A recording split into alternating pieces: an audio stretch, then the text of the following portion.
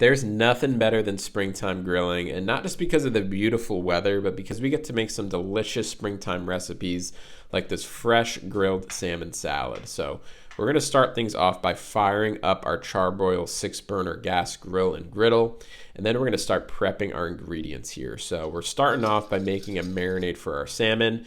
Just mix everything together, add your salmon fillets to a dish, and just pour that marinade on top, letting that sit for at least 15 minutes while we prep our remaining ingredients here. So we're using a lot of fresh ingredients here, fresh vegetables. We're just gonna add them to a tray with some olive oil, season them up with some salt, and then it's time to get ready for the grill. So now that our grill has been preheated, we're gonna throw on all of our vegetables here, letting them get a delicious char, and then we're gonna get, of course, our salmon going. So we got our salmon fillets going on the griddle part of our grill here.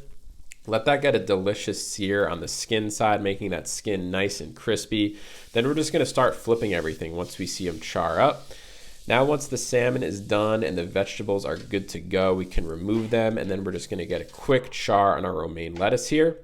Finally, we're gonna make a delicious dressing. We're adding our charred peppers with some other ingredients, mix that up, blend it up well, add it to a dish with some rice and all of our beautiful vegetables, and get ready to enjoy.